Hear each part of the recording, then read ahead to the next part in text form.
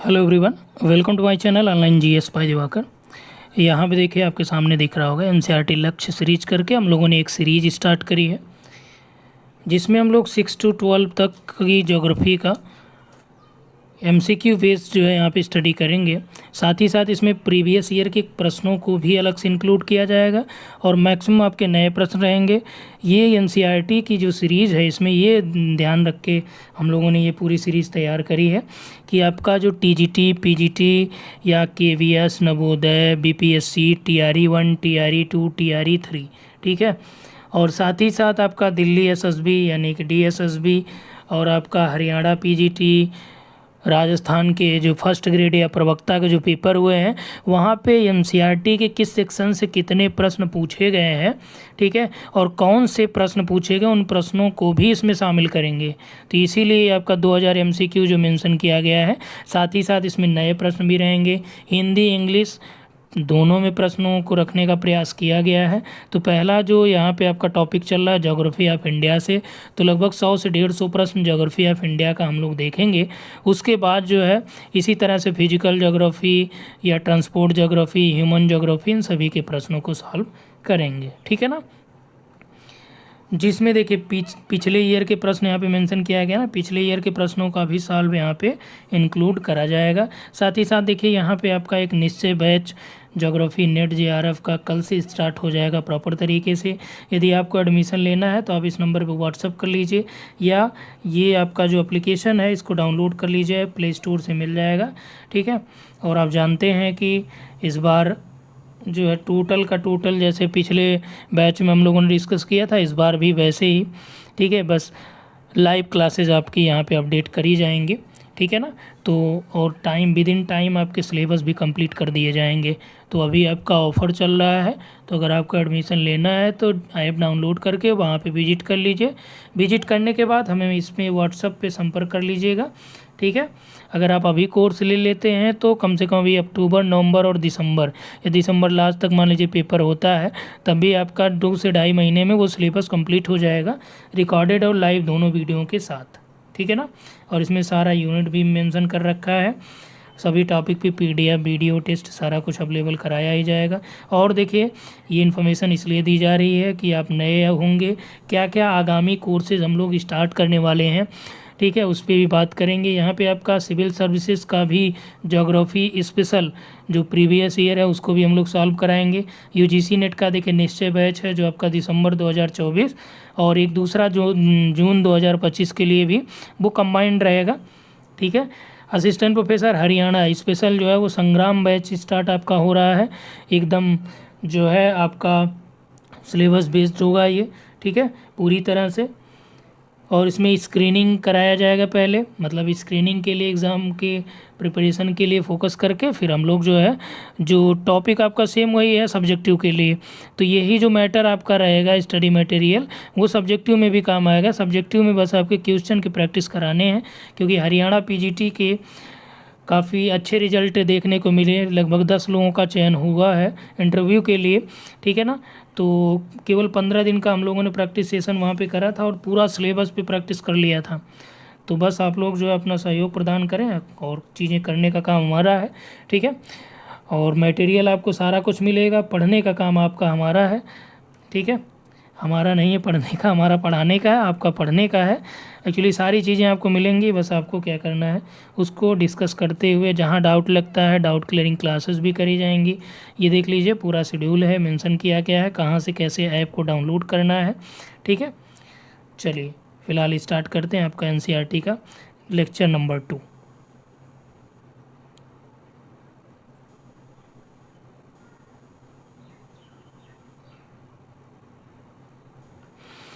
देखिए पिछला जो आपका सेशन हुआ था उसमें हम लोगों ने 10 प्रश्नों को सॉल्व कर लिया था, ठीक है ना।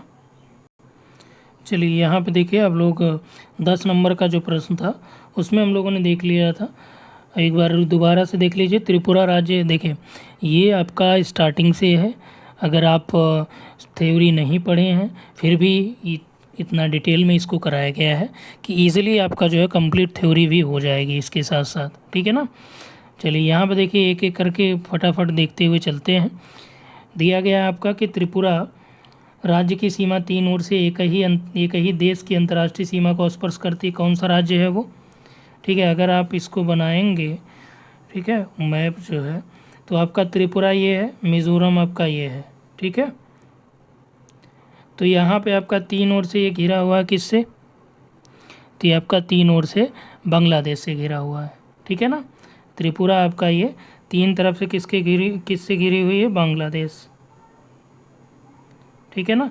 जबकि मिज़ोरम आपका यहाँ पे है, इधर आपका क्या हो जाता है? म्यांमार पड़ता है, और इधर आपका क्या पड़ता है? बांग्लादेश पड़ता है, ठीक है ना। तो इस चक्कर में क्या हुआ कि आपका जो म्यांमार और बांग्लादेश की सीमा को मणिपुर नहीं बल्कि क्या कर रहा है? मिजोरम है,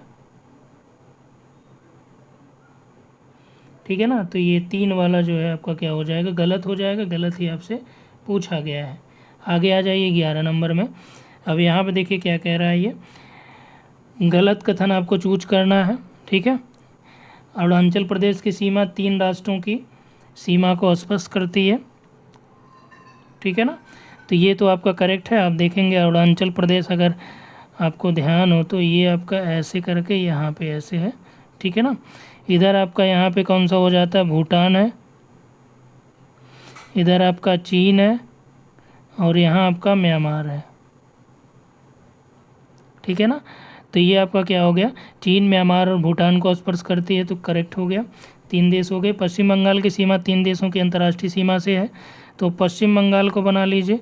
ये पश्चिम बंगाल आपका यहाँ पे है, पश्चिम बंगाल का दार्जिलिंग इलाका यहाँ पे पड़ता है, तो इधर तो पश्चिम बंगाल आपका किससे हो गया? बांग्लादेश से, ठीक है। वेस्ट बंगाल आपका बांग्लादेश से हो गया। यहाँ पे आप देखेंगे ये आपका किससे है? नेपाल से है, और यहाँ पे आपका इसका इलाका भूटान से भी इंक्लूड है, ठीक है ना। तो ये भी आपका क्या हो गया? यहाँ से क्लियर हो गया। तो चलिए नेक्स्ट में आइए, ठीक है। बी वाला ये भी आपका करेक्ट हो गया। असम की सीमा दो राष्ट्रों की सीमा को स्पर्श करती है, तो असम बना लीजिए,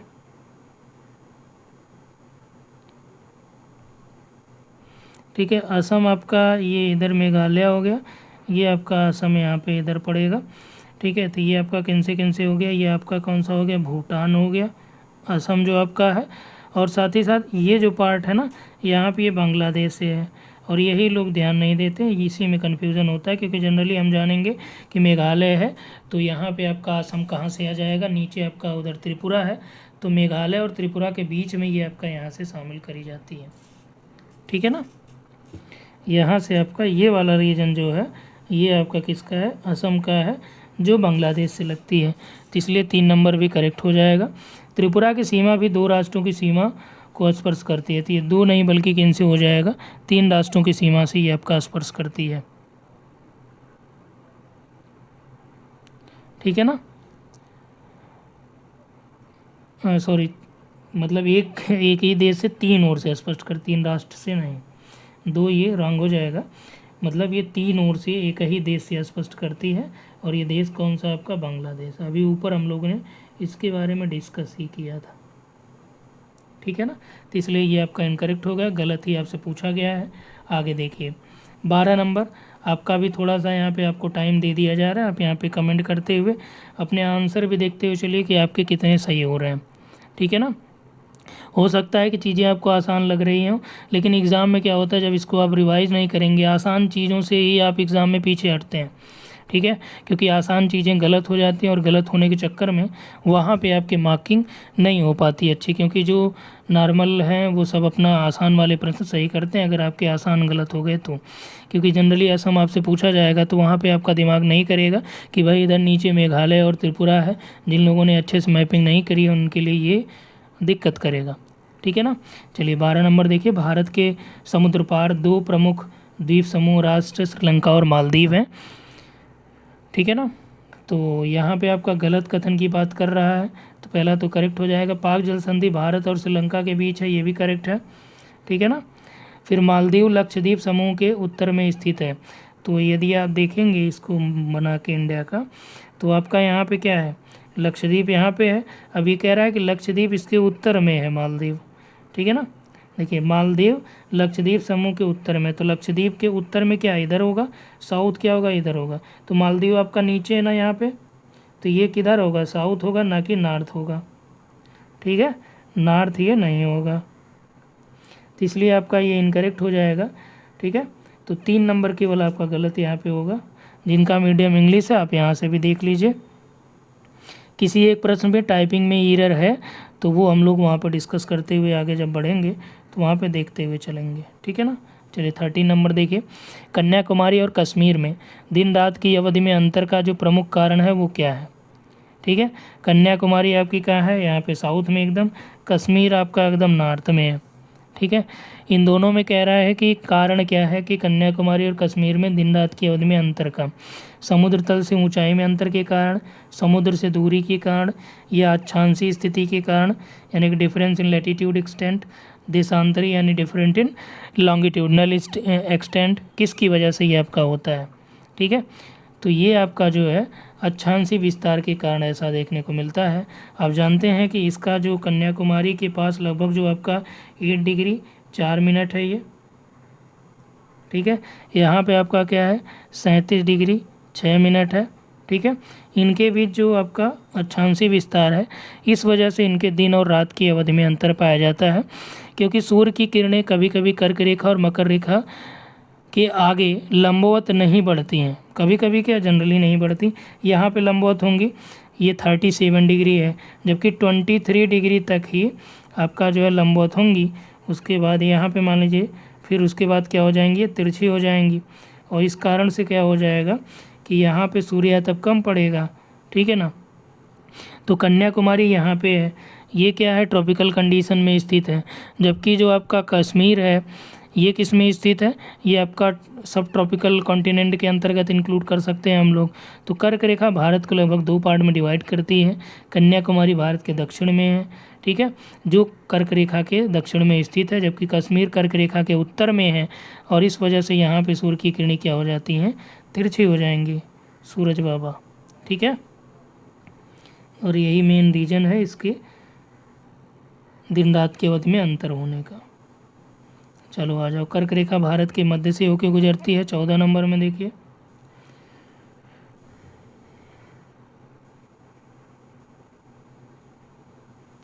कर्क रेखा भारत के मध्य से होकर गुजरती है, कुल 8 राज्यों से होकर गुजरती है, इन निम्न में से कौन से राज्यों से नहीं जाती है। ठीक है ना, बहुत अच्छा सा प्रश्न है ये।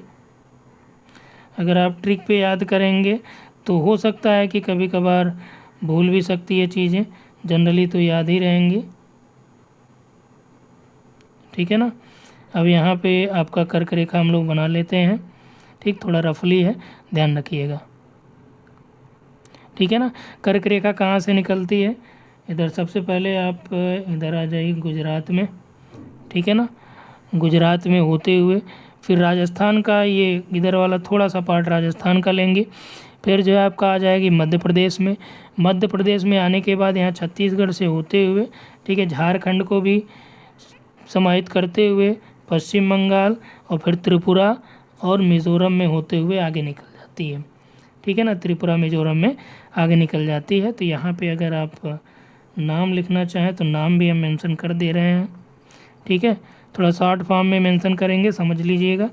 जीजे का मतलब गुजरात, आरजे का मतलब राजस्थान, एमपी आपका हो गया मध्य प्रदेश, सीजी हो गया छत्तीसगढ़, जेएच हो गया झारखंड, डब्ल्यूवी हो गया वेस्ट बंगाल, त्रिपुरा टीआर हो गया त्रिपुरा, एमजे हो गया मिज़ोरम। कितने हो गए, 1 2 3 4 5 6 7 8। ठीक है, ये 8 हैं। अगर आप मैप से याद करेंगे हमेशा आपको याद रहेगा। ठीक है, गुजरात हो गया, राजस्थान हो गया, मणिपुर नहीं है, झारखंड है, त्रिपुरा है, मिज़ोरम है, उड़ीसा भी नहीं है। ठीक है, उड़ीसा और मणिपुर यानी 3 और 4 नंबर गलत हैं, और वही आपसे पूछ रहा है कि इनसे होके नहीं जाती हैं। ठीक है ना, है तो प्रश्न आसान सा, लेकिन फिर भी बहुत सारी चीज़ों में कन्फ्यूजन आपको रहेगा।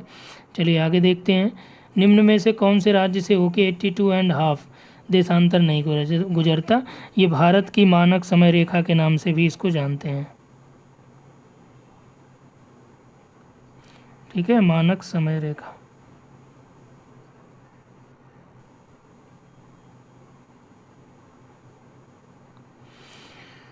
तो आई थिंक यहाँ पे आप समझ गए होंगे।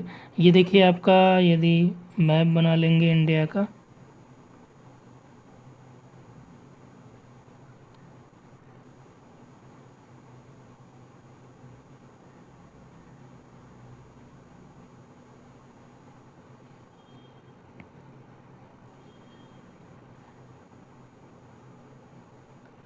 ठीक है। यहाँ पे देखिए आपका यूपी, ये 82.5 यहाँ से जाएगी, यूपी से जाएगी, ठीक है। आपका एमपी हो जाएगा, इसी में साइड से होते हुए एमपी से जाएगी, फिर नीचे छत्तीसगढ़ आ जाएगा, ठीक है। छत्तीसगढ़ के बाद उड़ीसा और आंध्र प्रदेश का थोड़ा सा पार्ट आ जाएगा, ठीक है। यहाँ पे आप काउंट करिए यूपी, इधर आ जाइए बॉर्डर पे एमपी, यहाँ पे आपका सीजी, कलर चेंज कर दे रहे हैं, ठीक है।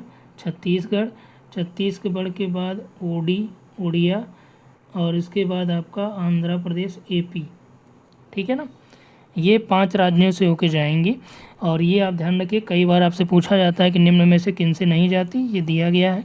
यूपी हो गया, एमपी हो गया, छत्तीसगढ़, आंध्र प्रदेश, उड़ीसा, तेलंगाना और तमिलनाडु, यानी 5 और 6, 7 नंबर से नहीं जाती हैं, डी ऑप्शन, ठीक है ना। कई बार पूछा ये जाता है कि कर्क और जो भारत की मानक समय रेखा है, ये कर्क रेखा को किस प्लेस पे काटती है, ज़रा ये आप लोग कमेंट करके बताइएगा। ये प्रश्न आपके लिए है, भारत की मानक समय रेखा और कर्क रेखा का जंक्शन कहाँ पे है, ठीक है। कर्क रेखा का जंक्शन कहाँ पे है, कमेंट करके ज़रूर बताइएगा। चलिए आगे आ जाएं, नेक्स्ट आ जाइए।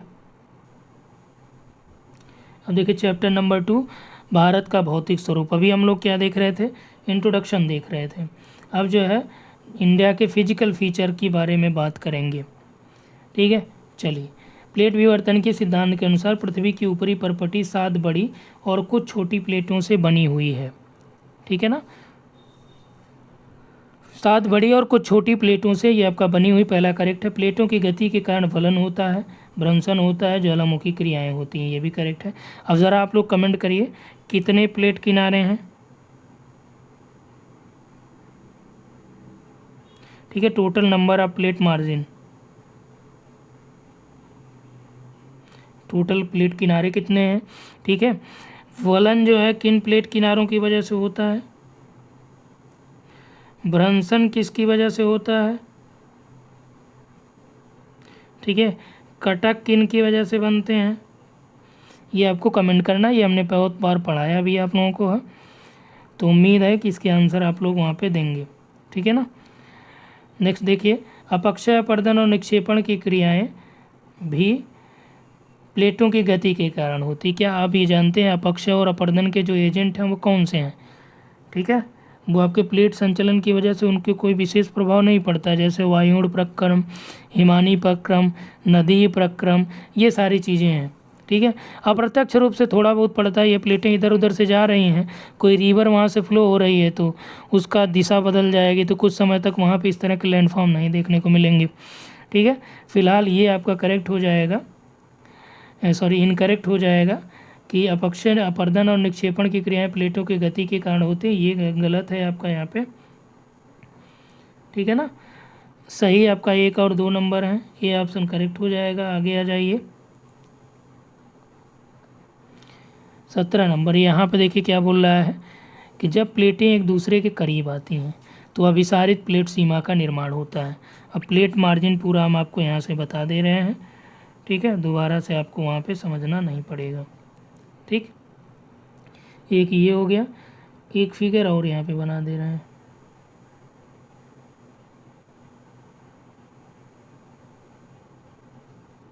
ठीक है। ये आपकी प्लेट 1 है, ये प्लेट 2 है, ये आपका 1 है, ये आपका 2 है, ठीक।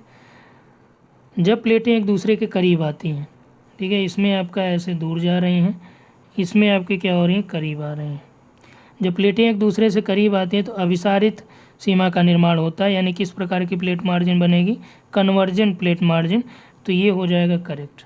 ये इसको क्या बोलते हैं, अभिसारित या कन्वर्जेंट,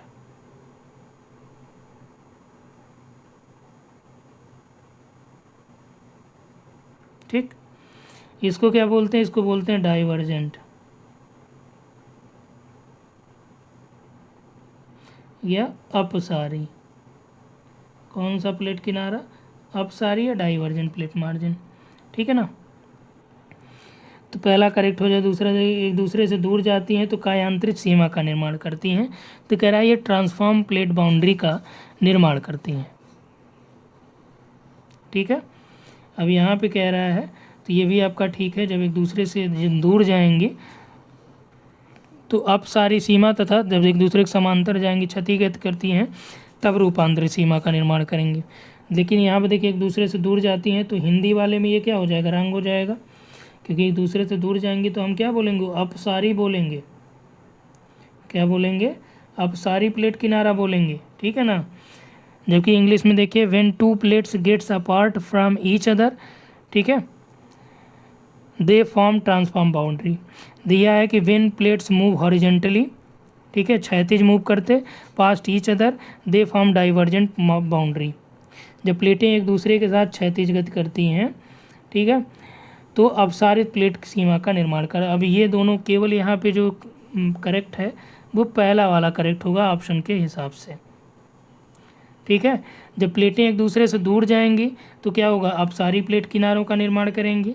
जब प्लेटें एक दूसरे के से क्षैतिज दिशा में, मतलब एक प्लेट ये हो गई, एक प्लेट ये हो गई, एक इधर जा रही, एक इधर जा रही, ये क्या है, क्षैतिज जा रही हैं, तो इसको क्या बोलते हैं, इसको रूपांतरित सीमा बोलेंगे, ट्रांसफॉर्म प्लेट मार्जिन या प्लेट बाउंड्री बोलते हैं,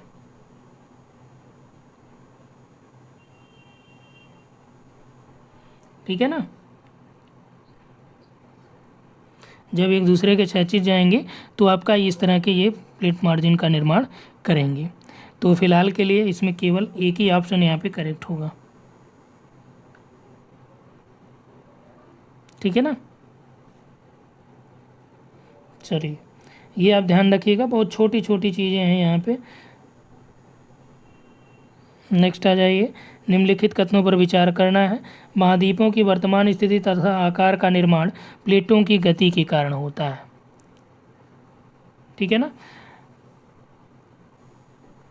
पहला तो करेक्ट हो जाएगा, महाद्वीपों की वर्तमान जो स्थिति है, आकार किसकी वजह से हुआ है, continent are found by the movement of plate. यदि प्लेटें एक दूसरे से दूर या नज़दीक नहीं आती तो ना तो इतने बड़े भूभाग का निर्माण होता, न तो और सारी चीज़ें संभावित होती।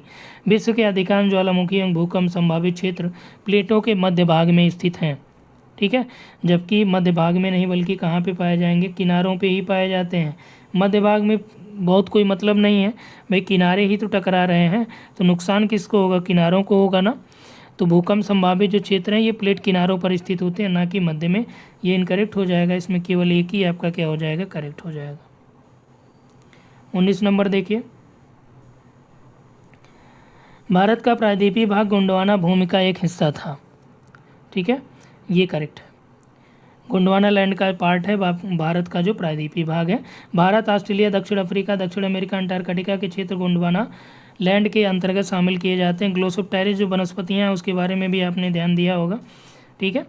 तो ये भी आपका क्या हो जाएगा, करेक्ट हो जाएगा। संवहनी धाराओं ने भारत ऑस्ट्रेलिया प्लेटों को उत्तर की दिशा की ओर प्रवाहित कर दिया है, ठीक है। जो कन्वेक्शनल करंट है ये भारत और ऑस्ट्रेलियाई जो प्लेट है, इंडो ऑस्ट्रेलियन जो प्लेट यहाँ पे है, कह रहा है कि इसको जो है उत्तर दिशा की ओर प्रवाहित कर दिया है इधर। तभी देखिए आपका इधर यूरेशियाई प्लेट है और इंडियन प्लेट आपस में जा रही हैं, इधर आपकी ये जा रही है, ठीक है ना। तो उत्तर की ओर इनको ये क्या किया कर दिया है। हाल आप दिए अब यहाँ पे करेक्ट हो जाएंगे। चलो नेक्स्ट आ जाते हैं भाई 20 नंबर। अब देखिए इस तरह के डिटेल्ड वाले प्रश्नों से आप समझ सकते हैं कि हो सकता है किसी में से इतने डिटेल में कोई एक टॉपिक यहाँ से उठा ले, इसमें दे दे कि हिमालय एवं पश्चिम एशिया के वलित पर्वतों का निर्माण किस वजह से हुआ, ऑप्शन दे दे, टेसिस भू अभिनति, या तीन और ऑप्शन बना दे उसमें, ठीक है ना। तो ये चीज़ें आपको यहाँ पे क्या करनी है, ध्यान रखते हुए चलनी है।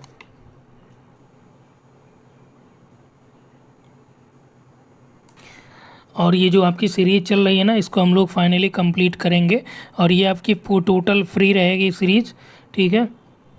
और जैसे ही 100 प्रश्न हो जाते हैं, 100 प्रश्नों का एक एक PDF आपको यहाँ पे भेज दिया जाएगा, तो उससे आपको काफ़ी बेनिफिट मिलना ही है, ठीक है ना। चलिए इधर देखते हैं।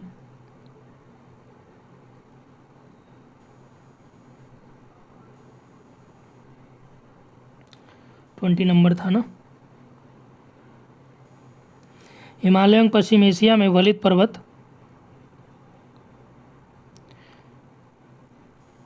का निर्माण जो टेसिस भूसन्नति के अवसादों से हुआ है, ठीक है। फिर कह रहा है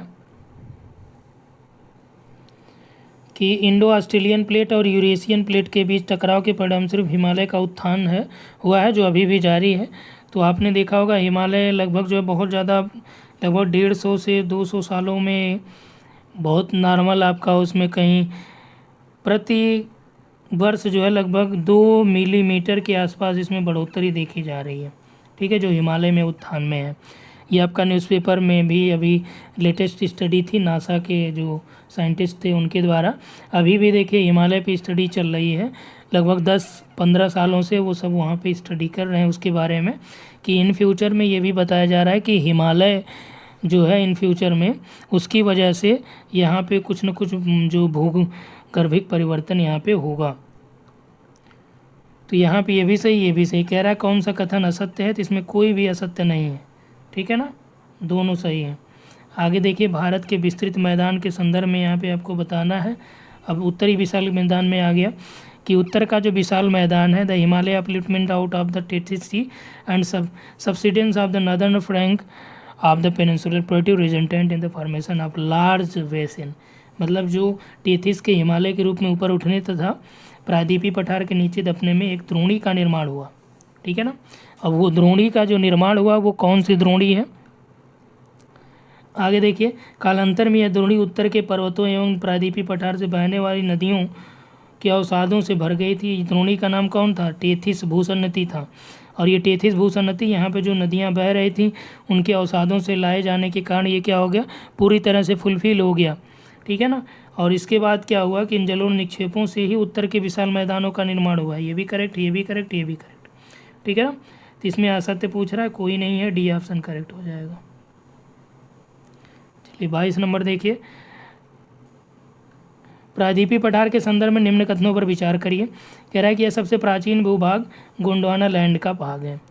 यदि एक चीज़ और यहाँ से आप लोगों का, कि अगर आप लोग लाइव क्लास चाहते हैं तो आप एक टाइमिंग अपना बता दीजिएगा, उस टाइम पे हम लोग ट्राई करेंगे लाइव क्लास का, इसी पूरा NCERT का, और इसी तरह से एकदम डिटेल्ड में अच्छे से, ठीक है। बहुत भागने की ज़रूरत नहीं है, आराम से करिए, लेकिन जो करिए वो कभी भूल लेना।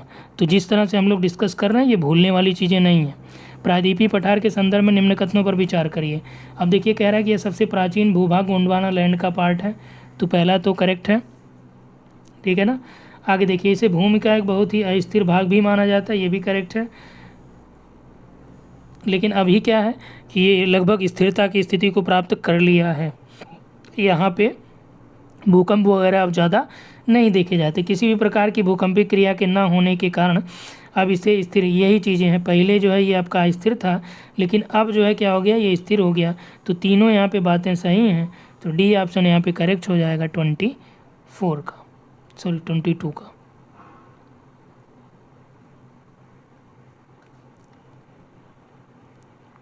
ठीक है ना। हालांकि हम लोग देखें तो हाल ही में जैसे गुजरात के कक्ष में आपका एक लातूर में जो भूकंप आया था, उससे ये कह सकते हैं कि थोड़ा बहुत स्थितियां हैं इसमें, ठीक है, जो इनको चेंज कर सकता है। तो फिलहाल के लिए अभी आप यही करिए और NCERT भी आप पढ़ते हुए चलिएगा, ठीक है। माना जाता था, ठीक है, अस्थिर शुरुआत में, क्योंकि उस समय इसका निर्माण हुआ था, बाद में धीरे धीरे जो माउंटेन था वो रेजिडुअल हो गया। इसीलिए हम लोग देखिए आपका जो भारत का भूकंपीय जोन था, ठीक है, उसमें से इन जोनों को एकदम नाम मात्र के होने की वजह से धीरे धीरे इसको निष्कासित कर दिया गया था। 23 में हिमालय एवं उत्तरी विशाल मैदान, नवीन स्थलाकृतियाँ यहाँ पे पाई जाती हैं। हिमालय एवं उत्तरी मैदान में जो आपका कह रहा है कि मोस्ट रिसेंट लैंडफॉर्म यहाँ पे देखने को मिलता है, ठीक है। पहला तो करेक्ट हो जाएगा। दूसरा देखिए, हिमालय पर्वत एक अस्थिर भाग है, ठीक है। कैसा ही अनस्टेबल जोन है, ये भी करेक्ट है, तो इसमें 1 2 दोनों करेक्ट हो जाएंगे। आगे देखिए 24 नंबर में, 24 में क्या कह रहा है, for which of the reason Himalaya is known as a youth mountain, किन कारणों की वजह से हिमालय को एक युवा स्थलाकृतियाँ कहा जाता है। ठीक है, ऊंचे शिखर की वजह से, ठीक है। गहरी घाटियाँ यहाँ पे पाई जाती, ये भी सही है। तेज़ बहने वाली यहाँ पे नदियाँ हैं, स्विफ्ट फ्लोइंग रिवर भी यहाँ पे हैं, ये भी ठीक है। ठीक है, ऊंचाई में निरंतर होने वाली वृद्धि यहाँ पे आपका है, तो इसमें जो करेक्ट आंसर हो जाएगा 24 का डी आंसर हो जाएगा। ठीक है, इसीलिए हिमालय में क्या है कि यूथ माउंटेन ज़्यादातर देखने को मिलते हैं। आगे देखिए 25, इसमें क्या दिया है, निम्न कथनों पर विचार कीजिए। हिमालय भूगर्भिक रूप से युवा एवं बनावट के दृष्टिकोण से वरित पर्वत श्रृंखला है। ठीक है, तो ये कैसी है, वलित पर्वत है, फोल्ड माउंटेन है हिमालय। ठीक है, जियोलॉजिकली एंड आपका स्ट्रक्चरली आपका। ठीक है, ये पर्वत श्रृंखलाएँ पश्चिम पूर्व दिशा में सिंधु से लेकर ब्रह्मपुत्र तक फैली हुई है। तो यहाँ से अगर आप देखेंगे तो ये वेस्टर्न पार्ट हो गया, ये आपका ईस्टर्न पार्ट हो गया। तो यहाँ पे सिंधु रिवर है और यहाँ पे आपका ब्रह्मपुत्र रिवर है, इनके बीच जो है इनका विस्तार पाया जाता है, तो ये भी आपका क्या हो जाएगा, करेक्ट हो जाएगा। यह विश्व की सबसे ऊंची और अत्यधिक असम रूपों में फैली हुई, ये भी करेक्ट है। सबसे ऊंची चोटियाँ यहाँ पे हैं, नेपाल में पाई जाती हैं। तो इसमें देखिए सममितता नहीं, असममितता है, बीच में ऊंचा, इधर कम, इधर कम, इधर कम, इधर कम। ठीक है, तो इसमें डी आंसर हो जाएगा करेक्ट। नेक्स्ट आ जाइए 26, इसमें देखिए हिमालय के बारे में आपको देखना है, डिस्कस करना है, बताना है। 2400 किलोमीटर की लंबाई में एक अर्धवृत्त के रूप में फैला हुआ है। तो अगर आप हिमालय को फोकस करेंगे तो यहाँ से आपका कश्मीर से लेके यहाँ तक जो आपका इसका विस्तार है लगभग इस तरह से है। ठीक है, तो इसको क्या बोला गया, एक तरह से आर्क शेप्ड में है आपका। ठीक है, तो आर्क शेप्ड आपका ऐसे ही होता है आर्क ना, तो इस तरह से है, तो ये भी करेक्ट है। चौड़ाई पश्चिम भाग में अधिक है, कह रहा है कि इधर चौड़ाई ज़्यादा है, पूर्वी भाग में धीरे धीरे कम हो जाती है, तो ये भी करेक्ट है, धीरे धीरे पूर्वी भाग में कम होती चली जाती है। ऊंचाई में पश्चिम भाग की अपेक्षा पूर्वी भारत में अधिक विविधता पाई जाती है। ठीक है, ये जो आपका पूर्वी भाग है, कह रहा है कि ऊंचाई में इनके बीच की विविधताएँ ज़्यादातर देखी जाती हैं, तो ये आपका 1 2 3 तीनों करेक्ट है। ठीक है, आलाप दिए वो यहाँ पे करेक्ट हो जाएगा। 27 नंबर देखिए,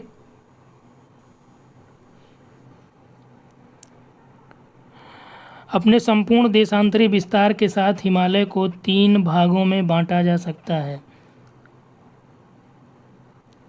ठीक है, सबसे उत्तर में कौन सा होता है, उत्तरी भाग में आपका हिमाद्री है, जो कह रहा है उसको हम लोग देखते हैं, आगे देखते हैं अभी।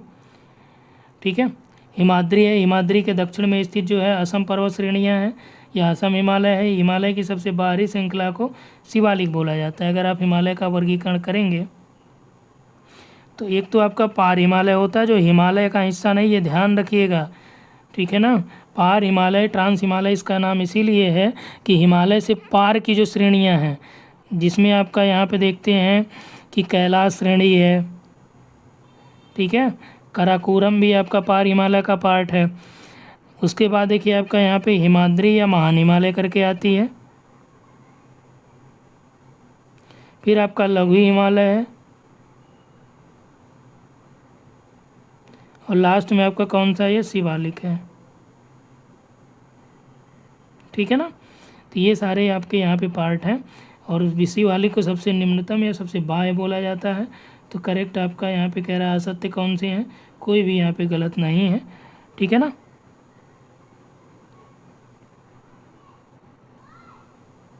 तो 28 नंबर में आ जाइए, कौन सा कथन यहाँ पे असत्य है या गलत है। हिमाद्री सबसे ऊपरी भाग में स्थित पर्वत श्रृंखला है, तो ठीक है, हिमाद्री या इसको महान हिमालय भी कहेंगे। यह सबसे अधिक सतत श्रृंखला, इसमें 6000 मीटर की औसत ऊंचाई वाले सर्वाधिक ऊंचे शिखर भी पाए जाते हैं। ठीक है, ये भी आपका करेक्ट हो जाएगा। महान हिमालय के वलय की प्रकृति के सम्मित है, कह रहा है कि the fold of the great Himalaya are symmetrical in nature. Symmetrical नहीं है बल्कि आर्क शेप्ड है, सम्मित नहीं है बल्कि कैसा है, असममित है। अभी आगे आपने देखा था। ठीक है, असिमेट्रिकल साइड में है ये। तो ये आपका क्या हो जाएगा, सी ऑप्शन हो जाएगा, ठीक है ना। नेक्स्ट आपका हो जाएगा महान हिमालय का क्रोड ग्रेनाइट का बना हुआ है। तो यहाँ पे जो चट्टानें हैं वो कैसी चट्टानें हैं, ग्रेटर हिमालय की, ये आपका ग्रेनाइट से बनी चट्टानें हैं, ठीक है ना। ये भी आपका यहाँ पे करेक्ट हो जाएगा। तो इसमें इनकरेक्ट ओनली आपका सी ऑप्शन होगा, ठीक है। यहाँ पे इंग्लिश में भी आप देख सकते हैं। नेक्स्ट आ जाइए 29। एक्चुअली दोनों को एक्सप्लेन करने में टाइम लगेगा, इसलिए केवल आप हिंदी में देखते हुए चलिए। इंग्लिश जिनका मीडियम है आप इसको देख लीजिएगा, और यहाँ पे हम लोग डिस्कस कर ही रहे हैं। आगे देखिए, यहाँ पे ऊंचाई दिया गया है और चोटियाँ कौन सी हैं, कंचनजंगा है, नंगा पर्वत, नंदा देवी और कामेट।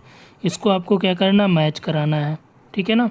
नंदा देवी की ऊंचाई कितनी है, आपका नंदा देवी लगभग 78-17 मीटर के आसपास है नंदा देवी। नंगा पर्वत कितना, 81-26 है, ठीक है। कामेट जो पर्वत है ये आपका 77-56 है, ठीक है, ए ऑप्शन पे। कंचनजंगा 85-98 है, ठीक है ना। इसके अलावा यदि हम लोग बात करें तो एवरेस्ट आपका जो है वो कितना है, 8839 है, ठीक है ना। K2 गॉडविन ऑस्टिन ये लगभग 8601 समथिंग है, ठीक। नमचा बरवा जो है वो भी आपका 77-56 ही है, इसके बराबर ही है, कामेट के बराबर नमचा बरवा है,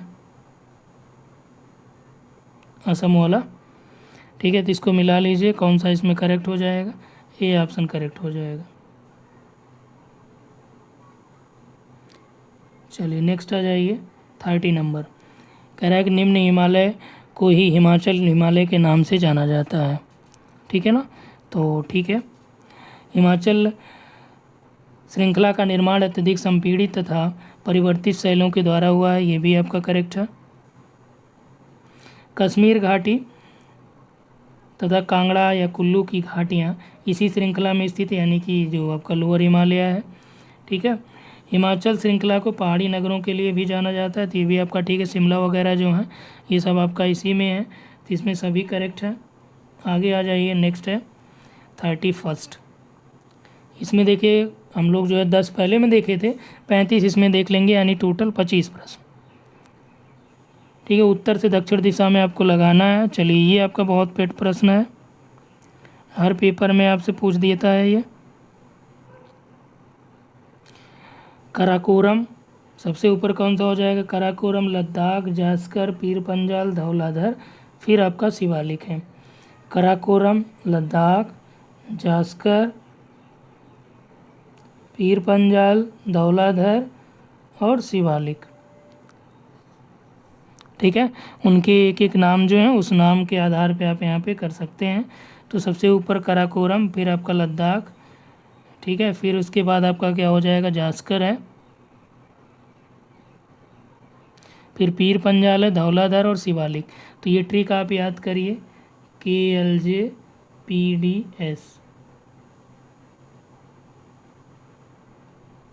ठीक है, KLJPDS।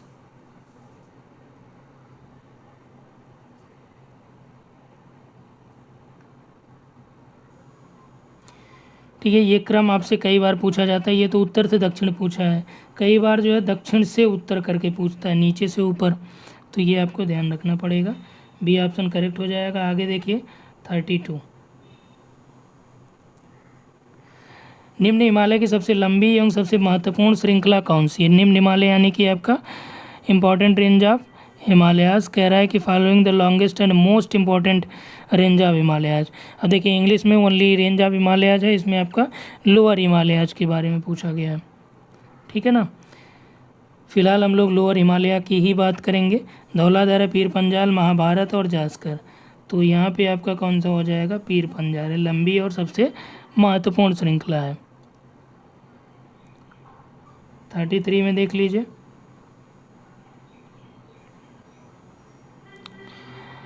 में दिया गया हिमालय की सबसे बाहरी श्रृंखला को शिवालिक कहते हैं, करेक्ट है। इन श्रृंखलाओं का निर्माण मुख्य हिमालय की श्रृंखलाओं से नदियों द्वारा लाए गए असंपीड़ित अवसादों से हुआ है, तो ये भी आपका करेक्ट है। दून नामक घाटियाँ निम्न हिमालय तथा शिवालिक के मध्य लंबवत रूप में स्थित हैं। तो जो दून घाटी है, दून या द्वार, ये शिवालिक और लोअर हिमालय इन दोनों के बीच पाई जाती है। अब देखिए यहाँ से ये प्रश्न पूछा गया है कि लोअर हिमालय और शिवालिक के बीच कौन सी घाटी पाई जाती है, ठीक है ना, या कौन सा थ्रस्ट पाया जाता है। एक होता है MBT मेन बाउंड्री थ्रस्ट, एक होता है MCT मेन सेंट्रल थ्रस्ट, ठीक है, एक होता है HFF।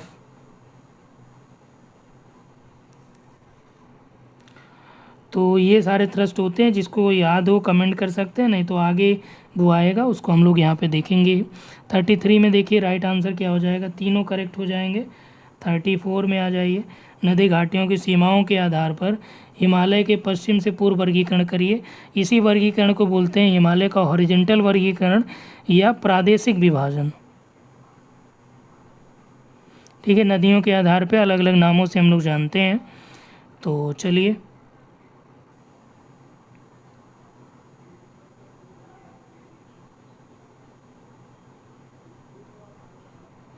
ठीक है, ये हिमालय हो गया और इसको विभाजन कर लेते हैं, ठीक है। यहाँ पे आपकी कौन सी है, सिंधु नदी हो गई, ठीक है। इधर आपकी कौन सी होगी, सतलज, ठीक है। यहाँ पे आपकी कौन सी हो गई, काली नदी। इधर आपका यहाँ पे तीस्ता, इधर आपका ब्रह्मपुत्र नदी, ठीक है। अब सबके बीच का जो एरिया है उनको अलग अलग क्षेत्रों के नाम से जाना जाता है, वो समझिए। सिंधु और सतलज, ये जो एरिया है, ठीक है ना, सिंधु और सतलज के बीच के हिमालय को हम लोग क्या बोलते हैं, पंजाब हिमालय, ठीक है। अब देखिए सतलज नदी है और काली नदी है। सतलज और काली के बीच के जो हिमालय हैं इनको कुमायूं हिमालय,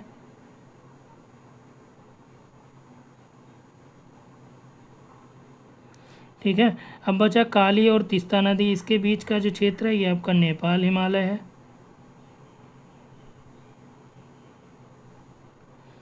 ठीक है। तीस्ता और ब्रह्मपुत्र के बीच का जो हिमालय है उसको हम लोग किस नाम से जानते हैं, असम हिमालय के नाम से जाना जाता है, ठीक। तो आई थिंक ये आपका हो गया होगा क्लियर। अब यहाँ से आप समझते चलिए, सतलज सिंधु के मध्य हिमालय को पंजाब बोला गया, करेक्ट है। सतलज और काली नदियों के मध्य के हिमालय को नेपाल बोला गया, ये गलत है। सतलज और काली के बीच कौन सा हो जाएगा, कुमायूं हिमालय है। काली और तीस्ता के बीच कुमायूं हिमालय, काली तीस्ता के बीच नेपाल हिमालय, तीस्ता और दिहांग नदी या ब्रह्मपुत्र नदी के मध्य असम हिमालय, ये करेक्ट है। 1 और 4 यहाँ पे सही हैं, 2 और 3 करेक्ट हैं। बी ऑप्शन यहाँ पे हो जाएगा 2, 3, ठीक है। और आपको मैंने बताया कि सतलज और काली के बीच को क्या बोलते हैं, कुमायूं। काली और तीस्ता के बीच को क्या बोलते हैं, नेपाल हिमालय, ठीक है ना। अब ये देखिए, आप सिविल सर्विसेज का भी तैयारी कर रहे होंगे, उसके लिए भी मोस्ट इम्पॉर्टेंट है। आगे देखिए, ब्रह्मपुत्र नदी हिमालय की सबसे पूर्वी सीमा को बनाती है, तो ठीक है, ये सबसे पूर्व में है ही। दिहांग महाखंड के साथ हिमालय की दक्षिण की ओर भारत की पूर्वी सीमा के साथ ये फैल जाती है। दिहांग नदी जो दिहांग महाखंड के साथ हिमालय की ओर आएगी, यहाँ से प्रवेश करेगी, इधर आपका क्या हो जाएगा, साउथ की तरफ आएगी, ठीक है। पूर्वांचल और पूर्वी पहाड़ियाँ हिमालय का दक्षिणी विस्तार है, ये भी कह सकते हैं आप। इधर आपका जो विस्तार है वो साउथ की तरफ ही जाता है। अराकानियोमा के नाम से जाना गया म्यांमार का। पूर्वांचल में पटकई, नागा, मिज़ो और मणिपुर पहाड़ियाँ हैं। ये आपकी पहाड़ियाँ कैसी हैं, पूर्वांचल हिल के नाम से भी जानी जाती हैं। तो इसमें सभी आपके करेक्ट हैं, ठीक है ना। चलिए 25 प्रश्नों को हम लोगों ने सॉल्व कर लिया है। और आगे यदि आप UGC नेट या असिस्टेंट प्रोफेसर के बैच के लिए इंटरेस्टेड होंगे या टेस्ट सीरीज चाह रहे होंगे तो आप हमारे ऐप पे ज़रूर विजिट करिए, ठीक है। वहाँ पे कुछ फ्री वीडियोस भी हैं, फ्री टेस्ट भी हैं, तो यहाँ से आप जाके उसको ज्वाइन कर सकते हैं। ऐप का नाम है GS बाई दिवाकर सर। और नेट का तो आपका पूरा एकदम एग्ज़ाम ओरिएंटेड ही क्लासेस चलेंगे, ठीक है। और जितना कराया गया इस पे आप व्हाट्सअप कर सकते हैं, जितना कराया जाएगा बस उतना ही आप रिवाइज करते हुए चलेंगे। विद गारंटी आपका नेट तो पास ही हो जाएंगे, ठीक है।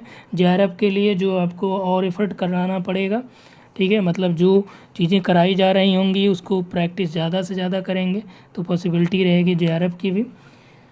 तो फ़िलहाल के लिए इतना ही, थैंक्स फॉर वाचिंग। और पूरा ये एनसीईआरटी की जो क्लास हम लोगों ने स्टार्ट करा है ये आपको कैसा लग रहा है, ठीक है ना, इसको ज़रूर इन्फॉर्म करें। तो आज के लिए इतना ही, थैंक्स फॉर वाचिंग।